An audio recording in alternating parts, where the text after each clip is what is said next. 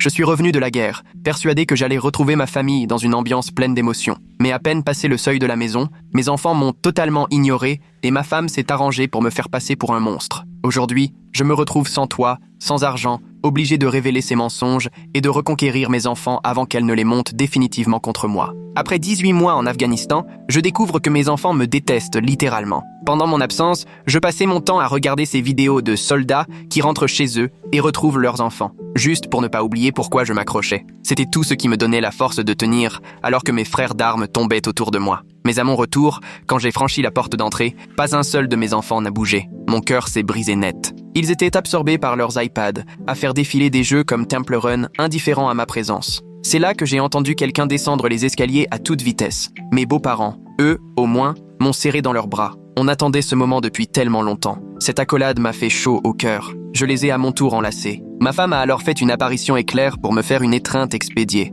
Et c'est là que j'ai compris que quelque chose clochait. En balayant la pièce du regard, j'ai remarqué tous ces cartons de déménagement vides et des valises prêtes à partir. J'ai à peine eu le temps de m'en rendre compte qu'on m'annonçait la nouvelle. Maria, ta femme, avait du mal à tout gérer pendant que tu abandonnais ta famille. On a emménagé pour l'aider. Ma belle-mère a balancé le mot « abandonné », comme si c'était une blague. Mais moi, je ne le prenais pas à la légère. Je suis resté figé, me rappelant qu'avec Maria, les discussions avant mon départ avaient été interminables. Et c'est elle qui m'avait convaincu que partir était la meilleure option. Certains anciens combattants m'avaient déjà averti, la première semaine de retour est toujours étrange. Alors j'ai ravalé ma douleur et tenté de me persuader que tout finirait par rentrer dans l'ordre. Ce soir-là, j'ai préparé mon fameux poulet rôti, celui avec le beurre à l'ail et au romarin maison, accompagné de la purée onctueuse que les enfants réclamaient sans cesse avant que je parte. Mais cette fois, silence total. Même pas un « merci, papa ». L'ambiance était lourde à table. Et puis, soudain, Lucas, mon petit dernier de 5 ans, a laissé tomber son assiette. Instinctivement, tout mon corps s'est mis en alerte. Je me suis levé d'un bond,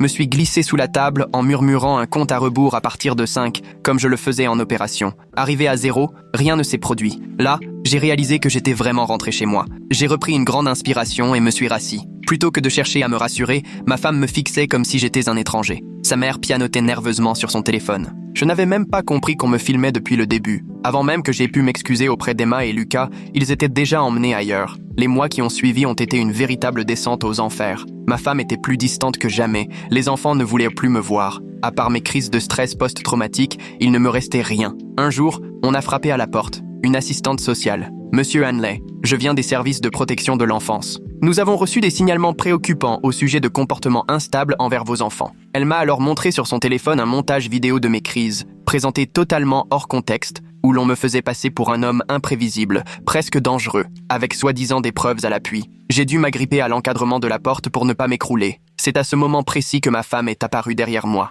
Je m'attendais à ce qu'elle prenne ma défense, mais non. Je crois qu'il vaut mieux que tu partes quelque temps, pour la sécurité des enfants. Ses parents la soutenaient, comme des gardes du corps, pendant que sa mère continuait de filmer. Je savais que si je ne partais pas immédiatement, ça ne ferait qu'aggraver mon cas. J'ai donc quitté la maison avec pour seul bagage un sac poubelle rempli de fringues sales et mon chargeur de téléphone. À peine 20% de ma solde de soldat m'était resté, le reste partait à la famille, mais il ne me restait plus que 3,05 $ sur mon compte. J'ai envoyé un message à Maria, elle a répondu du tac au tac. Opportunité d'investissement. Tes parents en avaient plus besoin que nous. Je suis resté prostré devant mon téléphone, les yeux embués de larmes. Mes journées se sont alors résumées à des siestes déprimantes dans mon pick-up, à me doucher à la salle de sport et à manger des repas gratuits à l'église du coin. C'est dans un Taco Bell que je suis tombé sur Jake, avec qui j'avais servi et survécu à une embuscade. Aujourd'hui, il est avocat. Frère, mais qu'est-ce qui t'est arrivé? Quand je lui ai tout raconté, je l'ai vu serrer la mâchoire. Ils t'ont filmé sans ton consentement ces vidéos? J'ai acquiescé. Il a souri en coin. Tu sais que c'est illégal ici? Et pour la première fois depuis mon retour,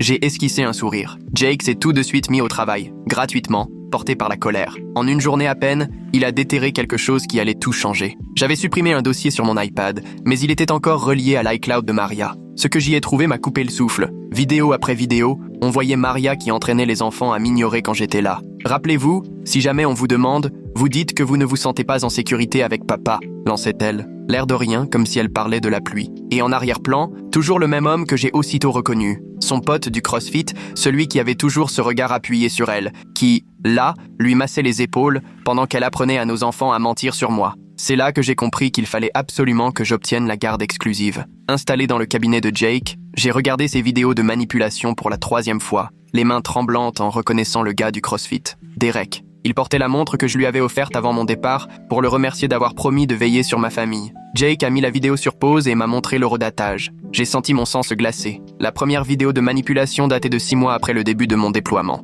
6 mois. Pendant que je risquais ma peau à Kandahar, Maria apprenait déjà à nos enfants à me rejeter. Jake a alors sorti les papiers pour lancer une demande de garde d'urgence et s'est mis à rédiger à toute vitesse. J'essayais tant bien que mal de suivre ses explications sur l'aliénation parentale, mais j'avais l'esprit embrouillé. Ça ne datait pas de mon retour, tout ce scénario. Ça avait débuté alors que j'étais encore en mission. Mon téléphone s'est mis à vibrer. Une notification bancaire. Je me connecte pour vérifier notre compte épargne, celui où je mettais la majeure partie de ma solde depuis 1 an et demi. Mot de passe invalide. J'essaie notre compte courant. Même résultat. Tous les accès, tous les comptes, verrouillés ou changés, sauf un. L'ancien compte d'avant notre mariage, avec un solde ridicule de 3,05 $. Maria avait tout vidé, ne laissant que celui-là exprès pour que je constate ce qu'il me restait. Catherine, la collègue de Jake, est arrivée avec un café. Elle a vu ma tête défaite et s'est assise doucement à côté de moi. Elle m'a confié d'une voix basse qu'elle était aussi mariée à un militaire, son mari ayant servi en Irak. 12 cas similaires aux miens rien que ces 2 dernières années, m'a-t-elle dit.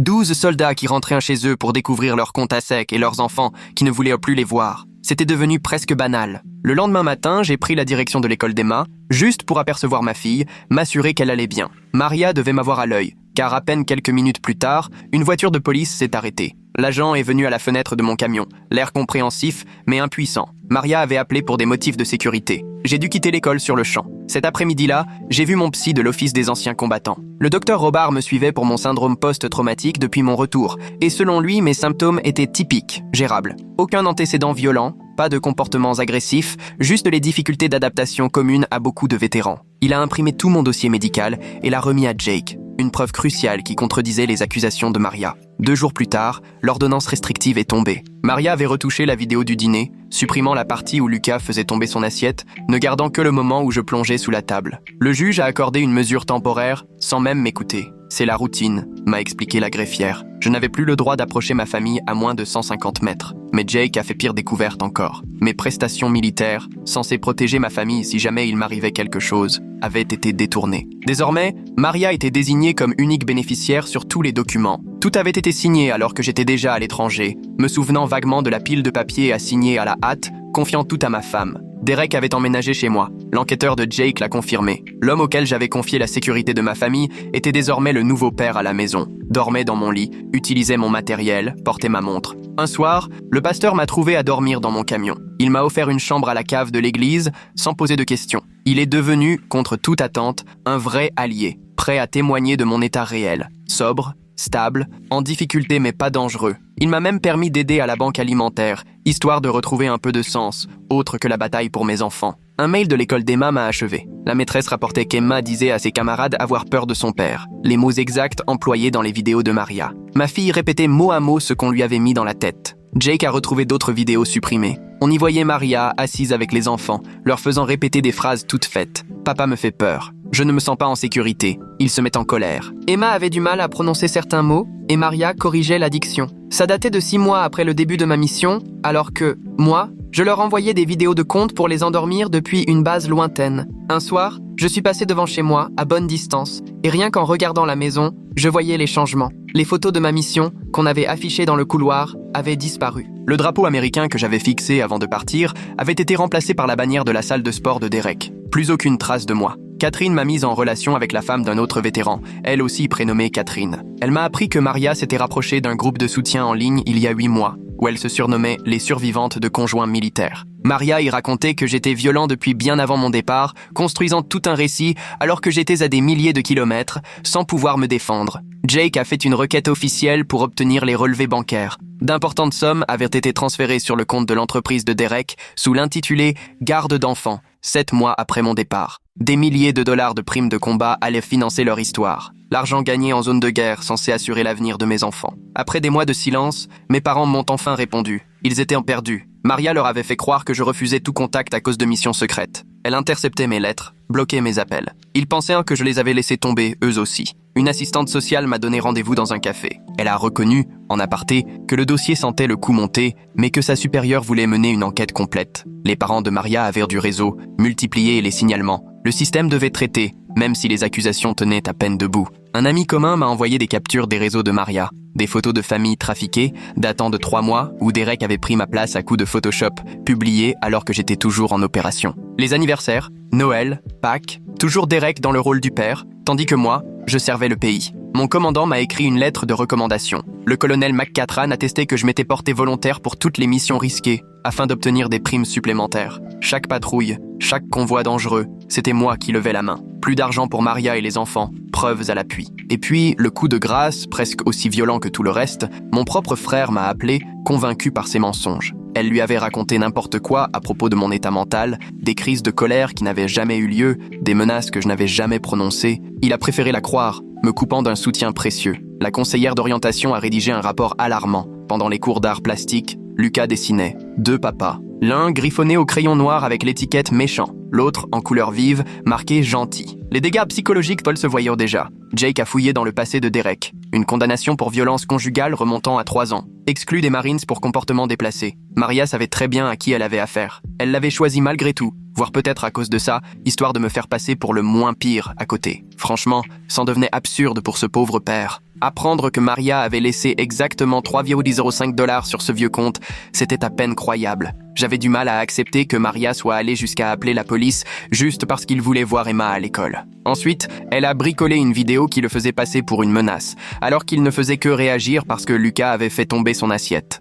L'aumônier de mon unité avait transmis les comptes rendus de mes séances de soutien psychologique pendant la mission. À chaque fois, je parlais de ma famille qui me manquait. Je comptais les jours avant de pouvoir serrer mes enfants dans mes bras. Je regardais des vidéos de retrouvailles de soldats, en m'imaginant à leur place. Tout ça allait à l'encontre du récit d'abandon que Maria essayait de faire passer. Elle avait organisé la toute première visite surveillée dans un centre à plus de 60 km, avec des mesures de sécurité draconiennes, portiques, caméras, salles d'observation. Tout était pensé pour me faire passer pour un danger, pour effrayer mes enfants avant même qu'ils ne me voient. Jake a mis la main sur des heures de vidéos stockées sur les téléphones de mes beaux-parents. Il me filmait constamment depuis mon retour, à l'affût du moindre signe de stress post-traumatique, de la plus petite frustration, de la moindre moue qu'il pourrait utiliser contre moi comme preuve d'instabilité. Mon médecin à l'Office des anciens combattants m'a mis en garde lors d'une séance. La guerre pour la garde risquait de faire empirer mon trouble de stress post-traumatique. C'est exactement ce que Maria semblait attendre. Pousser la pression assez loin, infliger assez de souffrance, jusqu'à ce que je craque et que je lui donne enfin la preuve qu'elle cherchait à fabriquer depuis le début. Le centre de visite surveillé ressemblait à une prison. Emma est arrivée en tenant la main de la surveillante, pas la mienne. Lucas, lui, se cachait derrière les jambes de cette dame et me regardait comme un inconnu. La surveillante notait tous leurs gestes sur sa tablette. Je me suis accroupi à leur hauteur. J'ai sorti les petits camions que j'avais achetés. Lucas a avancé d'un pas, puis s'est tourné vers la surveillante pour demander la permission du regard. Elle a fait un signe de tête. Il a attrapé le camion, mais n'a pas approché davantage. Emma, elle, s'est collée au mur, les bras croisés, adoptant exactement la posture défensive de Maria quand elle était furieuse. J'ai passé l'heure à tenter de renouer le contact, empiler des cubes, lire leurs livres préférés. Mais chaque tentative se heurtait à un silence pesant ou à des réponses du bout des lèvres. La superviseuse prenait des notes sans s'arrêter. Quand Lucas m'a appelé Derek par erreur, puis s'est repris, elle a écrit pendant une éternité. Emma a demandé 3 fois quand est-ce que maman reviendrait. La superviseuse a tout consigné. Après la visite, je suis resté assis dans mon camion sur le parking, les mains qui tremblaient. Pas à cause du syndrome post-traumatique, mais de rage et d'impuissance. Mes enfants avaient été conditionnés à avoir peur de moi. Le rapport de la superviseuse allait bien sûr mentionner leur malaise et leur distance. De l'eau au moulin de Maria. Jake m'a appelé avec une autre mauvaise nouvelle. La tutrice ad litem chargée de représenter les enfants s'appelait Catherine Derek, la cousine de Derek. Elle avait changé de nom en se mariant, mais l'enquêteur de Jake avait remonté la piste. Impossible de prouver le conflit d'intérêts sans preuve formelle. Encore une partie faussée d'avance. Maria passait à la vitesse supérieure. Les membres de l'église commençaient à m'éviter pendant les messes. Le pasteur m'a pris à part après le culte du dimanche. Maria avait raconté partout que je l'avais menacée, qu'elle vivait dans la peur. Plusieurs familles s'étaient inquiétées de me voir traîner sur le parking de l'église. Le pasteur résistait, mais je voyais bien la pression qu'il subissait. Lors de ma séance de thérapie suivante, une nouvelle violation a été découverte. Le docteur Robard a réalisé que quelqu'un avait consulté mes dossiers médico-militaires grâce à une ancienne procuration. Maria avait eu accès à tout. Historique des traitements, notes de séance sur mes traumatismes, chaque ajustement de médication, chaque moment de vulnérabilité confié à un professionnel. Elle s'était servie de tout ça contre moi. Les réseaux sociaux de Derek me donnaient moi la nausée. Des photos de mes enfants au zoo, Emma sur ses épaules, Lucas avec un t-shirt, le copain de sport de papa, entouré de commentaires d'amis de Maria encensant Derek, le présentant comme un père exemplaire, offrant soi-disant la stabilité dont mes enfants avaient tant besoin, pendant que leur vrai père était dépeint comme un danger. L'expertise psychologique exigée par Maria s'est déroulée dans un cabinet glacial du centre-ville. L'évaluatrice, le docteur Cathy Brennan, a posé d'emblée des questions biaisées. Vous sentez-vous souvent en colère? Avez-vous déjà eu des pensées violentes? Les bruits forts vous rendent-ils agressif? Tout était orienté pour valider le récit de Maria. Je suis restée calme et j'ai répondu honnêtement, mais je la voyais cocher des cases sur un formulaire déjà rempli. Jake a enfin trouvé une piste dans l'enquête financière. 3 mois après mon départ en mission, Maria a commencé à transférer de l'argent sur le compte de la salle de sport de Derek. Les dates coïncidaient avec leurs échanges sur l'application CrossFit. Elle l'a rencontré à la salle, la relation a débuté, et c'est ma solde qui finançait tout ça. Des milliers d'euros prévus pour nos enfants, engloutis dans sa nouvelle vie. Ma sœur a fini par me rappeler. Maria avait dit à toute la famille que j'étais interné en psychiatrie, pas en mission à l'étranger. Elle avait envoyé des mails avec une fausse adresse, prétendant que j'avais fait une dépression et que je ne voulais plus parler à personne. Ma propre famille a donc passé 18 mois à croire que je les avais abandonnés pour me faire soigner. L'ampleur de sa manipulation dépassait l'entendement. Lors de la 2e visite sous surveillance, Lucas a demandé « Quand est-ce que Derek vient ?» La superviseuse a relevé qu'il semblait confus quant à qui appartenait à quelle famille. Pendant ce temps, Emma n'a pas décroché un mot et a passé l'heure à dessiner. Sur sa feuille, 2 maisons, l'une lumineuse et colorée, avec une famille rayonnante, l'autre sombre, avec seulement une silhouette à l'extérieur. La superviseuse a pris une photo du dessin pour son dossier. Maria, de son côté, a réclamé une hausse de la pension alimentaire, en prétextant que Derek assumait le rôle de parent principal. Son avocate a plaidé que, puisque Derek s'occupait du quotidien alors que je n'avais droit qu'à des visites surveillées,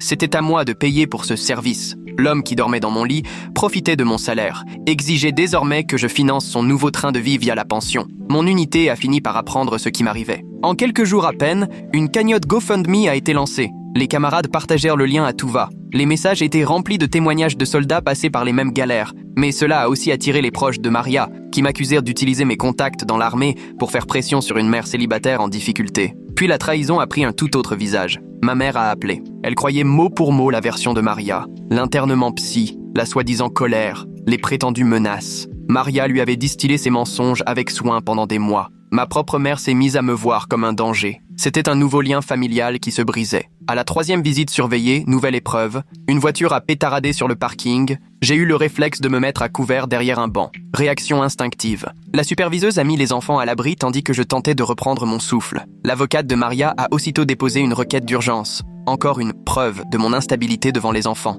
Jake, lui, a mis la main sur les papiers militaires de Derek. Il avait été radié pour conduite indigne, une affaire d'adultère avec la femme de son supérieur. Toujours le même scénario, profiter des familles de militaires. Ces récits de héros de guerre à mes enfants, c'était du pur baratin. Ils n'avaient jamais été au front, jamais servi avec honneur, et Maria le savait très bien. C'est précisément ce passé-là qui l'avait attiré. J'ai commencé un stage de gestion de la colère, non parce que j'en avais besoin, mais parce que le juge me l'imposait. L'animateur, lui-même vétéran, a vite saisi la situation. La moitié du groupe était composée de pères dans la même impasse. Des hommes stables, forcés de prouver leur équilibre à cause de fausses accusations. Un jour, l'enseignante d'Emma a cherché à me joindre via le pasteur de l'église. Madame Catherine O'Brien, veuve d'un militaire, avait repéré des incohérences dans les propos d'Emma. La chronologie ne tenait pas debout. Les accusations étaient dérécitées mécaniquement. Elle avait tout noté, prête à témoigner si elle acceptait de prendre le risque d'affronter Maria. L'audit financier a révélé d'autres dégâts. Maria avait vidé les comptes universitaires des enfants, ceux sur lesquels je versais depuis leur naissance.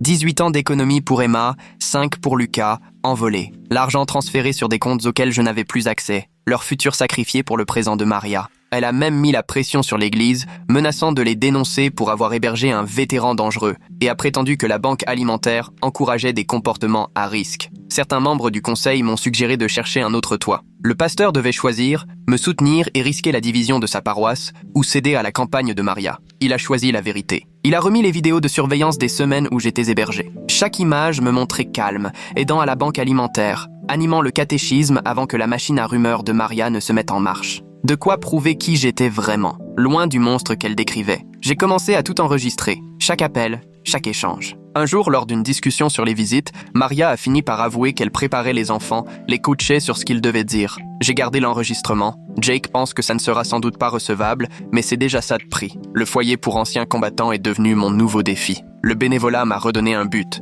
et offert de nouveaux témoins. Le directeur Robert McCattern, ancien juge aux affaires familiales, connaissait trop bien le scénario. Des pères, surtout militaires, systématiquement écartés de leurs enfants. Il a proposé de m'appuyer via une attestation de moralité. Une seconde expertise psychologique a été ordonnée. Cette fois, c'est le docteur Burt Catman, expert en stress post-traumatique, qui s'est chargé de l'évaluation. Son rapport a été minutieux mais honnête. Réactions liées au PTSD, mais aucun danger pour les enfants, des mécanismes d'adaptation sains, intégration réussie à l'exception de la crise familiale. Un avis professionnel qui contredisait totalement le rapport biaisé du Dr Brennan. Puis, l'ex-femme de Derek a contacté Jake après avoir vu sur les réseaux des photos de Derek avec mes enfants. Elle a reconnu le schéma. Il avait déjà fait pareil avec son ex-mari. Elle aussi, il l'avait ciblée pendant une mission. Elle avait compris trop tard. Son ex avait tout perdu. La garde, sa carrière militaire, il vivait maintenant à la rue. Elle était prête à témoigner. Maria et Derek ont alors commis leur première erreur. Ils ont affirmé qu'un incident avait eu lieu à une date et une heure précises. Mais Jake a vérifié auprès de mon unité. J'étais justement en opération à ce moment-là, impossible d'être à deux endroits en même temps. Leur version comportait une faille irréfutable. L'analyse des comptes bancaires a révélé encore d'autres fraudes. Maria avait contracté des cartes de crédit à mon nom pendant mes déploiements et les avait toutes vidées. Mon crédit anéanti, à l'usurpation d'identité s'ajoutait l'abus financier. Mais porter plainte aurait sûrement retardé la procédure pour la garde des enfants. Il fallait choisir entre la justice ou mes enfants. À un atelier de gestion de la colère, j'ai rencontré un autre homme piégé dans la même histoire. La meilleure amie de sa femme n'était autre que Maria. Elles avaient tout orchestré ensemble, repérèrent des militaires fragilisés, reproduisaient le même scénario. Ses propres enfants appelaient un autre homme « papa ». Nous n'étions pas des cas isolés, nous étions les cibles d'une machination organisée. La 4e visite sous surveillance a tout bouleversé. Au cours d'un exercice thérapeutique, Lucas a laissé échapper un détail qui a mis la puce à l'oreille du thérapeute, lequel a noté l'influence manifeste de Maria. Emma a ajouté « Maman dit que papa nous ferait du mal si on le serrait dans nos bras ». La vérité commençait à percer derrière leurs réponses formatées. Mon coéquipier m'a fourni une preuve capitale, il avait sauvegardé nos visioconférences.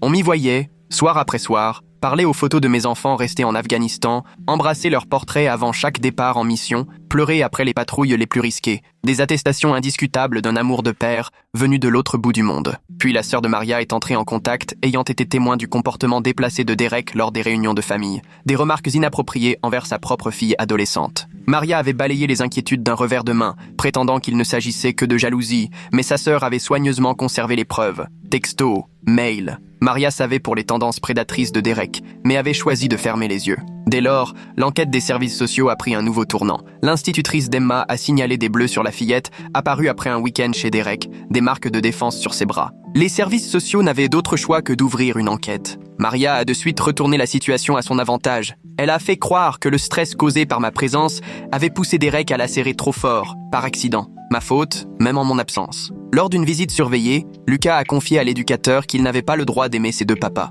La maltraitance psychologique se documentait en direct. Un enfant de 5 ans conditionné à rejeter son père. L'éducateur, tenu de signaler le moindre doute, a dû remonter ses nouveaux soupçons de maltraitance émotionnelle. Je devais garder le silence sur l'enquête visant Derek. Un mot de travers aurait été retourné contre moi, prétexte à m'accuser de harcèlement, de jalousie, de rancœur. J'ai donc assisté, impuissant, à l'intensification des attaques publiques de Maria, contraint au silence pour protéger mes enfants. Pourtant, la vérité commençait enfin à émerger. Lucas a laissé échapper devant le thérapeute que maman répétait avec lui ce qu'il fallait dire sur papa. C'était énorme. Et cerise sur le gâteau, la propre sœur de Maria témoignait des comportements déplacés de Derek envers sa nièce adolescente. On croit rêver. Tout en moi criait de réagir, mais je savais que la retenue était mon unique option. L'audit financier m'a assommé. Maria m'avait fait déclarer mort auprès de mon assurance vie et avait touché 400 000 $ alors que j'étais encore en mission. Une fraude montée avec la complicité de ses parents qui avaient signé comme témoins de mon prétendu décès. Le niveau de criminalité atteignait des sommets. L'arrestation de Derek est tombée sans prévenir, suite à un incident dans une salle de sport,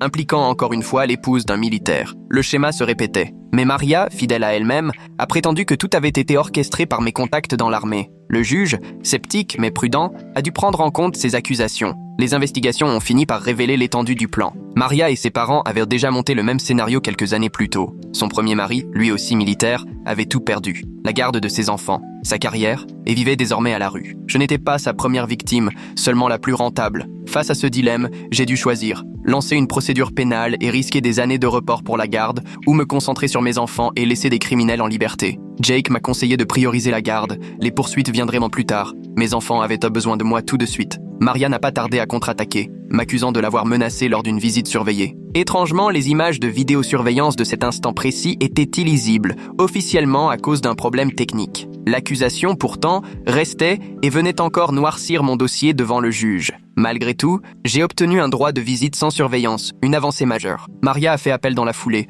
arguant de nouvelles preuves. Lucas avait fait des cauchemars, chose banale chez un enfant de 5 ans, mais Maria en profitait pour en faire un symptôme de traumatisme paternel. L'appel allait tout retarder, et elle exploitait ce délai à fond. Conditionnement quotidien des enfants, accentuant leur aliénation. Quand les visites reprendraient, ils seraient encore plus dressés contre moi. La guerre psychologique continuait. Ma santé mentale s'effritait à vue d'œil, exactement comme elle l'avait anticipé. Tous les professionnels qui prenaient ma défense étaient ciblés. Le docteur de Catman faisait l'objet de plaintes pour manquements éthiques. Madame O'Brien subissait du harcèlement à l'école. Le pasteur recevait des appels anonymes l'accusant d'héberger un vétéran dangereux. Les parents de Maria multipliaient les réclamations auprès de tous les ordres professionnels. Le message était limpide. Quiconque me soutenait devait s'attendre à des représailles. Heureusement, le réseau des anciens combattants s'est mobilisé. Des soldats partageaient mon histoire, organisèrent des collectes pour mes frais d'avocat, proposèrent de témoigner en ma faveur. Mais Maria se servait de cette mobilisation pour alimenter son récit de menaces et d'intimidation par des militaires instables. À ses yeux, chaque soutien devenait une preuve de danger. Les chiffres des tribunaux familiaux ne jouaient pas en ma faveur. Les pères gagnaient rarement ce type d'affaires, même avec des preuves irréfutables d'aliénation ou de manipulation. Le biais maternel imposait de rassembler des preuves accablantes. Jake assurait que nous y parvenions, mais serait-ce suffisant? J'ai fini par prendre une décision désespérée. J'ai utilisé mes compétences acquises à l'armée pour accéder à mon propre système de sécurité domestique. J'ai téléchargé des vidéos montrant Derek en train d'insulter les enfants ou de les brusquer quand Maria était absente, des preuves qui pouvaient les sauver. Mais pour cela, je violais l'ordonnance restrictive. On voyait Derek crier sur Lucas pour un simple verre renversé, bousculer Emma parce qu'elle osait lui répondre, tout cela en l'absence de leur mère. Mes enfants subissaient des violences pendant que la justice m'obligeait à rester à l'écart. Mais montrer ces vidéos reviendrait à reconnaître un accès illégal. Jake a déniché une jurisprudence, l'exception d'urgence pour protection de l'enfance. Risqué, mais jouable. Nous avons donc préparé les preuves avec la plus grande rigueur. Entre ma liberté et la sécurité de mes enfants, le choix était vite fait. Je préférais risquer la prison pour les protéger. Le premier ex-mari de Maria a finalement accepté de témoigner. Un homme brisé mais prêt à raconter ce qu'il avait vécu. Même schéma. Aliénation, ruine financière, destruction personnelle. Il était littéralement le reflet de ce qui m'attendait si Maria gagnait. Les bulletins scolaires étaient sans appel. Emma plongeait complètement, Lucas multipliait les crises en classe. Le combat pour la garde laissait des traces visibles sur leur parcours scolaire, révélant les dégâts psychologiques causés par cette guerre sans merci. À la longue liste de mes inquiétudes s'ajoutait désormais la négligence éducative. La psychologue scolaire avait rédigé un rapport officiel, et même si la famille de Maria la harcelait pour la faire taire, elle n'a pas cédé. Elle avait le devoir professionnel de signaler les dommages émotionnels évidents. Une nouvelle fissure apparaissait dans la façade de mère parfaite que Maria s'efforçait d'afficher. Lucas, sans le vouloir, avait révélé la vérité à son institutrice en disant que sa mère lui répétait ce qu'il devait dire sur son père. L'enseignante, tenue par l'obligation de signaler, avait tout consigné. L'aveu spontané d'un enfant clairement manipulé, une preuve supplémentaire de l'aliénation méthodique orchestrée. J'ai accepté un accord de plaidoyer pour avoir enfreint l'ordonnance d'éloignement, une infraction mineure qui me permettait enfin de présenter la vidéo où l'on voyait Derek commettre des violences.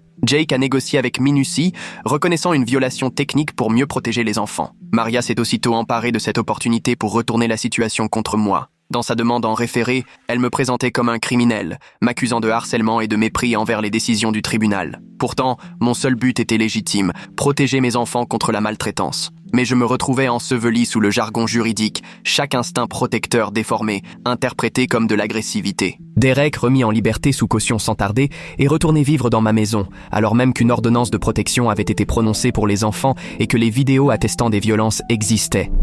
Le système avançait à pas de tortue, laissant les enfants exposés au danger. Une justice retardée équivalait en réalité à une justice refusée. La date de l'audience finale pour la garde venait d'être fixée. Maria, sûre d'elle, armée de ses preuves fabriquées, de mes prétendus aveux, des accusations de harcèlement et du rapport partial du représentant des enfants, pensait avoir toutes les cartes en main. Mais Jake gardait encore un atout dans sa manche. La salle d'audience promettait d'être pleine, mes anciens frères d'armes ayant fait le déplacement pour me soutenir. 2 versions s'affronteraient, 2 vérités incompatibles, avec l'avenir de mes enfants en jeu. Tout convergeait vers ce moment crucial. Jake avait soigneusement préparé chaque détail. La liste des témoins, les dossiers de preuves, des témoignages d'experts prêts à intervenir, le schéma de la fraude, les vidéos de manipulation, les enregistrements des violences. Tout cela suffirait-il à dépasser les partis pris du système? J'ai passé la veille de l'audience dans la cave de l'église, priant un Dieu en qui je n'avais plus vraiment foi, implorant qu'on fasse enfin justice, rien que pour avoir le droit de redevenir père pour mes enfants. Le lendemain, tout se jouerait. Les délits financiers, eux, seraient jugés plus tard. Fraude à l'assurance, usurpation d'identité, escroquerie bancaire. Les parents de Maria se retrouveraient également poursuivis, mais ce serait le chapitre suivant. L'urgence,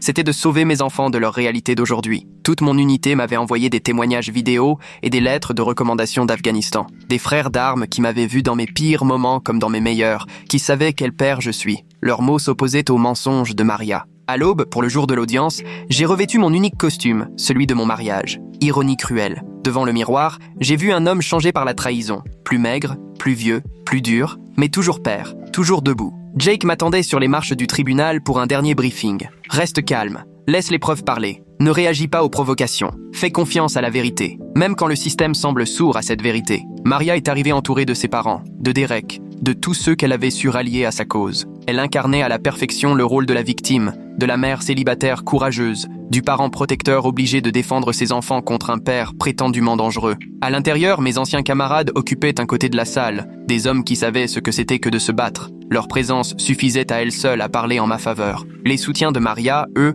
occupaient l'autre côté. La fracture était nette. 2 camps, 2 récits, une vérité à définir. L'huissier, un ancien marine, m'a adressé un signe de tête. Un geste discret mais lourd de sens. Tout le monde n'était pas dupe. Certains percevaient les mensonges de Maria, voyaient une claire dans son jeu, reconnaissaient le scénario, comprenaient l'injustice. Quand le procès a débuté, j'ai pensé à mes enfants, au rire d'Emma avant mon départ, au premier pas de Lucas, à la famille que nous étions, à celle qui m'avait été arrachée. Tout ce que j'avais vécu en Afghanistan m'a soudain paru dérisoire face à cette épreuve. L'épreuve parlerait d'elle-même. La vérité finirait par éclater. Soit la justice l'emporterait, soit Maria l'emporterait, me condamnant à subir le sort de son premier mari, sans domicile, brisé, privé de ses enfants. L'enjeu était immense. Jake a présenté les preuves avec méthode, et les vidéos de manipulation ont été projetées devant tout le monde. Maria apprenait à nos enfants à me craindre, alors que j'étais en mission à l'étranger. Les dates prouvaient que tout était prémédité. Derek porte ma montre en arrière-plan. Le juge, impassible, prenait des notes. L'avocate de Maria a tenté de relativiser les vidéos, parlant de simples maladresses éducatives, d'une préparation normale face à un père souffrant de stress post-traumatique. Mais le juge lui a demandé pourquoi cette préparation avait commencé 6 mois avant mon retour. L'avocate s'est embrouillée dans une explication hésitante sur l'anticipation de problèmes. Le juge a continué à prendre des notes. L'ex-femme de Derek a été appelée à la barre. Elle a décrit le même scénario, 5 ans plus tôt. Un mari militaire en mission, Derek qui s'installe, les enfants montés contre leur père, les comptes vidés, son ex-mari a tout perdu. Le juge a interrogé sur les dates, tout coïncidait avec notre dossier. Puis le premier ex-mari de Maria a témoigné, un homme détruit, les mains tremblantes, racontant comment il avait perdu ses enfants, les mêmes vidéos de manipulation, les mêmes fausses accusations, le même résultat. Aujourd'hui, il vit sous un pont. Le juge l'a observé longuement, confrontant son récit au mien. L'expert comptable a ensuite exposé les preuves financières, la solde de combat détournée vers l'entreprise de Derek, les économies prévues pour les études des enfants volatilisés, des cartes de crédit ouvertes à mon nom, une fraude à l'assurance sur mon décès. Les montants étaient vertigineux. 400 000 € d'assurance vie, 18 ans d'économie, tout parfaitement documenté. L'institutrice d'Emma a décrit les bleus, les changements de comportement, les phrases apprises sur la peur du père. Malgré le harcèlement de la famille de Maria, elle avait tout noté. Le juge a étudié ses notes et demandé des précisions sur certains incidents. La psychologue scolaire a confirmé l'ampleur des dégâts émotionnels. Les 2 enfants présentent des signes de syndrome d'aliénation parentale. Lucas n'arrive plus à exprimer son amour pour ses parents. Emma répète des phrases apprises, leurs résultats scolaires chutent. Mon avis professionnel est sans appel. Ils subissent une maltraitance psychologique. Le docteur Katman a présenté à son tour son évaluation. Mes symptômes de stress post-traumatique étaient classiques et restaient sous contrôle. Je n'avais aucun antécédent de violence, aucun risque pour les enfants. L'incident du dîner n'était rien d'autre qu'un sursaut normal. Il a pris soin de comparer tout cela aux enregistrements préparés de Maria qu'il considérait comme le véritable danger pour les enfants. Le pasteur avait remis les vidéos de surveillance de l'église où l'on voyait des mois d'échanges sans problème. Moi, distribuant à la banque alimentaire, donnant des cours à l'école du dimanche, toujours calme, jamais agressif, sans la moindre instabilité. Juste un père qui faisait tout pour ses enfants, en gardant la tête froide. Mon chef d'unité a témoigné en visioconférence, évoquant mon parcours, les missions supplémentaires pour la prime de risque, les appels vidéo tardifs à la maison, les photos de mes enfants que je gardais sur moi à chaque patrouille. Un soldat qui servait pendant qu'on lui arrachait sa famille. Le passé judiciaire de Derek a été ajouté au dossier. Violence conjugale, comportement déplacé, habitude de s'en prendre aux familles de militaires. Le juge a scruté ses antécédents, les mettant en perspective avec les nouvelles accusations, et l'on a découvert une autre épouse de militaire victime, rencontrée à la salle de sport. Le représentant des enfants a voulu intervenir, mais le juge l'a immédiatement interrompu. Un lien familial avec Derek venait d'être révélé, créant un conflit d'intérêts. Elle a été écartée et remplacée aussitôt. Petit à petit, la corruption autour de Maria se dévoilait. Puis Maria a été appelée à témoigner. Elle a brillamment joué les victimes. Mère solo débordée, mari absent à cause de l'armée, débordé avec les enfants, Derek présenté comme un simple ami serviable. Ses larmes semblaient sincères,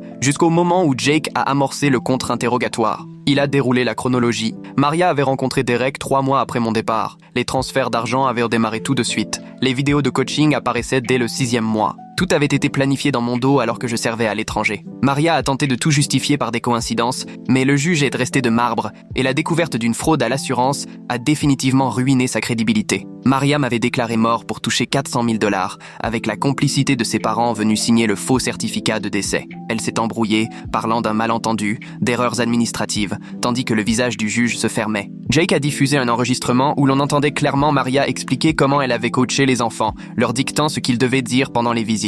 Maria a alors crié au montage, au détournement de contexte, mais le mal était fait. Derek a profité de la pause déjeuner pour prendre la fuite. Un mandat d'arrêt a été lancé contre lui. Il a lâché Maria sans un mot, en emportant de chez moi toutes mes médailles de mission, ma montre, tout ce qui avait la moindre valeur à ses yeux. Celui que Maria présentait comme un partenaire idéal révélait enfin sa vraie nature, celle d'un lâche. Les parents de Maria se sont fait arrêter dans la salle d'audience, menottés devant leur fille, poursuivis pour fraude à l'assurance et association de malfaiteurs. Ils avaient témoigné de mon faux décès et aidé à détourner l'argent destiné à mes enfants. Sans Derek ni ses parents, le masque de Maria est tombé. Elle a fini par admettre m'avoir pris pour cible, tout en rejetant la responsabilité sur Derek, prétendant qu'elle n'avait jamais voulu aller aussi loin. Le juge lui a demandé des explications sur les vidéos de coaching tournées 6 mois après mon départ, mais elle n'a rien trouvé à répondre. L'audience a été suspendue pour permettre l'examen des preuves. Dans les couloirs, d'anciens combattants partageaient leurs propres histoires, souvent semblables à la mienne. Des pères ruinés, certains entrevoyant un espoir à travers la solidité de mes arguments, d'autres restant persuadés que le système ne favorise jamais les hommes. Au retour, la décision du juge a été sans appel. Aliénation parentale, coaching systématique des enfants contre leur père en mission, fraude financière et à l'assurance, usurpation d'identité, récidive sur plusieurs victimes. Il m'a accordé la garde exclusive, Maria n'ayant droit qu'à des visites surveillées, sous réserve d'une évaluation psychologique et d'un suivi. Le juge a recommandé des poursuites pénales et ordonné le remboursement, même si le recouvrement semblait illusoire. Maria s'est effondrée, prise de sanglots à l'idée de perdre ses enfants. Ces mêmes enfants à qui elle avait appris à me craindre. Le juge est resté impassible. Les actes ont toujours des conséquences. Et il n'y aurait aucune tolérance pour ce genre de crime envers des enfants et des anciens militaires. En partant, l'huissier, lui-même ancien marine, m'a serré la main. Une marque de respect entre frères d'armes. La justice avait été rendue, mais le goût de la victoire était amer. Mes enfants étaient détruits psychologiquement. Tout restait à reconstruire. Jake m'a prévenu devant le tribunal. Obtenir la garde n'était qu'un début. Il faudrait des années pour guérir ces blessures invisibles,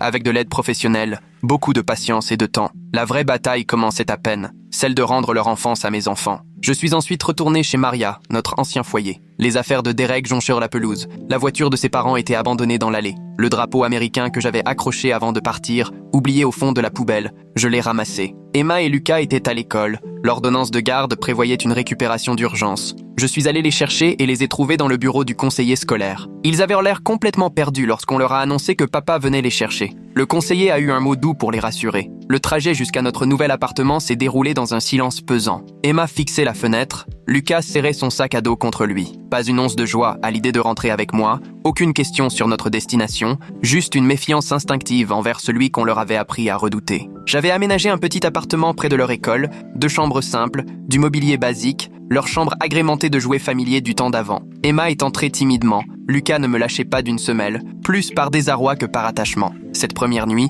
ils n'ont cessé de réclamer leur mère, de demander quand Derek reviendrait. Je leur ai expliqué doucement qu'ils allaient vivre avec moi à présent, qu'ils verraient leur maman le week-end.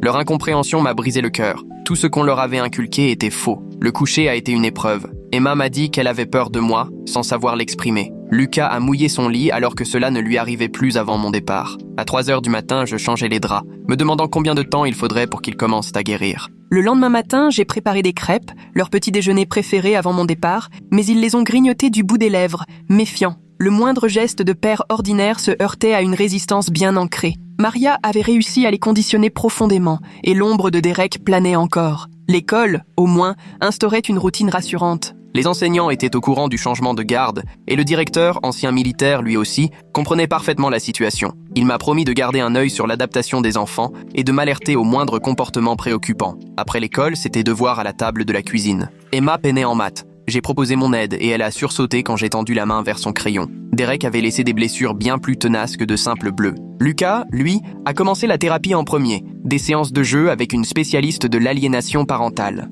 Les progrès étaient lents. Il devait apprendre que papa n'était pas un monstre, qu'aimer ses deux parents était possible, que tout ce que maman lui avait raconté n'était pas forcément vrai. La thérapie d'Emma, plus âgée et plus marquée encore, s'annonçait plus compliquée. Elle répétait mot pour mot les phrases de Maria sur son insécurité. La thérapeute avançait doucement, patiemment, pour regagner sa confiance et défaire des mois de manipulation. J'ai repris le travail grâce à un programme pour anciens combattants dans le bâtiment. Enfin, un revenu stable, des horaires réguliers, la possibilité d'être là chaque soir, ce dont les enfants avaient besoin après tant de chaos. On reconstruisait notre vie, lentement, pierre après pierre. Les week-ends étaient des moments d'adaptation. D'abord, les visites étaient surveillées avec Maria. Elle pleurait à chaque fois, suppliait les enfants de ne pas oublier qu'elle les aimait, sous le regard attentif du superviseur qui notait son instabilité émotionnelle. À chaque départ, les enfants étaient perdus, déboussolés. Peu à peu pourtant, des bribes d'avant refaisaient surface. Lucas riait à une blague, Emma demandait de l'aide pour ses devoirs sans hésiter, de petites victoires dans une guerre de longue haleine, des progrès minuscules mais précieux.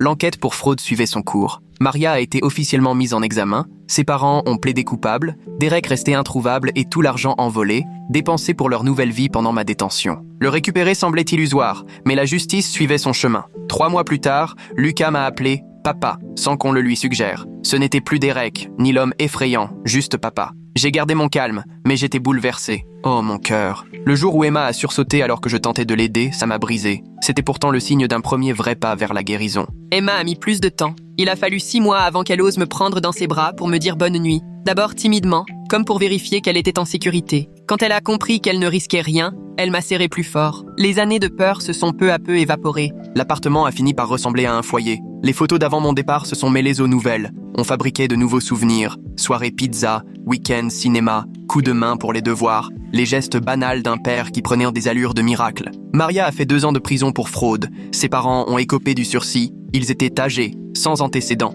Derek, lui, n'a jamais refait surface. Les mandats d'arrêt couraient toujours. Mes médailles et ma montre volée, elles, étaient perdues à jamais. Un faible prix à payer pour retrouver mes enfants. Quand Maria est sortie, les enfants étaient différents, presque guéris. Ils aimaient encore leur mère, mais savaient désormais poser des limites. Les visites surveillées ont continué. Elle a terminé sa thérapie et prétendait avoir changé. Mais les enfants restaient sur leur garde. Je ne me suis jamais remarié. Ma confiance était trop ébranlée. Je me suis consacré à Emma et Lucas, à être le père qu'ils méritaient, celui que Maria avait tenté d'effacer, celui qui s'était battu 2 fois, une fois en Afghanistan, une fois devant le juge. Emma a eu son bac avec mention et a pris la parole à la cérémonie, parlant de force face à l'adversité, sans jamais mentionner explicitement la bataille pour la garde. Mais on savait, elle et moi, ce qu'on avait traversé, père et fille, reconstruits sur des ruines. Lucas a rejoint la préparation militaire à la fac, marchant sur mes traces mais traçant sa propre route. On parlait du service autrement, de la protection de la famille, contre tous les dangers, de l'intérieur comme de l'extérieur. Il a compris l'allusion.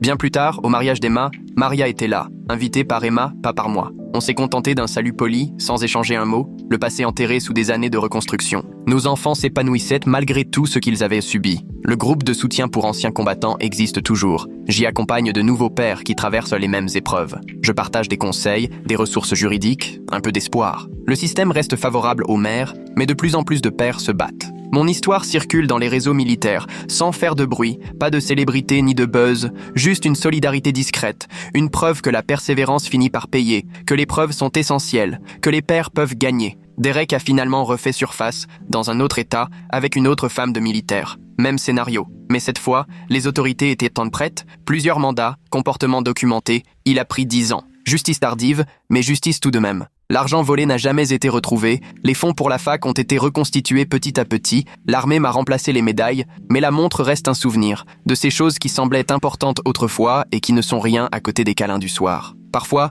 Lucas me demande ce qui s'est passé pendant les années sombres, comment j'ai tenu le coup sans eux. Je lui parle du sous-sol de l'église, des repas gratuits, des frères qui m'ont soutenu, de l'avocat qui plaidait par colère, du pasteur qui m'a hébergé, du filet qui m'a rattrapé quand j'étais au plus bas, du combat qui les a ramenés à la maison. Emma, elle, garde un dessin fait pendant une visite surveillée. 2 maisons, l'une sombre, l'autre lumineuse, symbole de ce que nous avons traversé. Aujourd'hui, elle est art-thérapeute. Elle aide les enfants à exprimer leurs blessures. La boucle est bouclée, de victime à guérisseuse. La thérapie continue pour moi. Le stress post-traumatique se gère. Il ne disparaît jamais vraiment. Les déclencheurs existent, mais je les maîtrise. La guerre d'Afghanistan est derrière moi. Celle pour mes enfants est gagnée. Les 2 m'ont laissé des cicatrices. Les 2 m'ont rendu plus fort. Les soirs de calme, je pense parfois à ce qui aurait pu être. Si Maria n'avait pas changé, si Derek n'avait jamais croisé notre route, si la mission ne nous avait pas séparés. Mais ces pensées s'effacent vite. L'essentiel, c'est 2 enfants en bonne santé, une vie simple, l'amour d'un père qui a tout traversé. L'appartement, avec le temps, s'est transformé en un vrai foyer. Petit,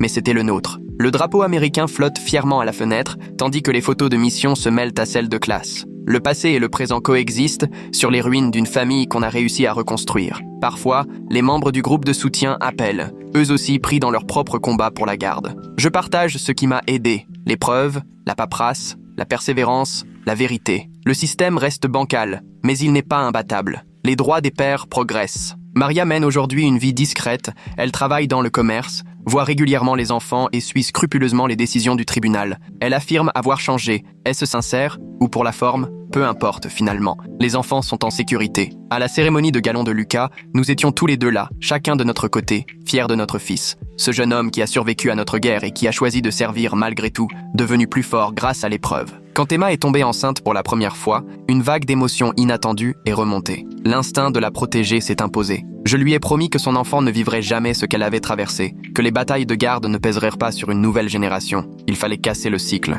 L'abri pour vétérans où je donnais de mon temps m'a finalement recruté. Aujourd'hui, j'aide d'autres à affronter le tribunal familial, je partage ressources et réseaux, je transforme la douleur en soutien pour ceux qui en ont besoin. J'ai trouvé un sens à tout ce traumatisme. Certaines nuits, je rêve encore de l'Afghanistan. D'autres, c'est des relevés bancaires vides, des vidéos de coaching, des visites surveillées, d'autres champs de bataille. Toujours le même réflexe, survivre, protéger ce qui compte le plus. Mes petits-enfants ne connaissent rien de la guerre pour la garde. À leurs yeux, je suis juste leur papy, celui qui fait des crêpes, raconte des anecdotes d'armée, répare les vélos. Des petites choses de grand-père, mais qui sont de vrais trésors. Au fil des années, d'autres victimes de Derek m'ont contacté. On a échangé nos histoires, trouvé un peu de paix. Son manège a été révélé, ses actes consignés, les familles militaires mises en garde, les prédateurs identifiés, le réseau renforcé. Le pasteur a pris sa retraite, mais on est resté proche. Il a célébré le mariage d'Emma et nous a rappelé que l'on trouve refuge sous bien des formes, que de bonnes personnes se lèvent face à l'injustice, que la foi survit même à la trahison.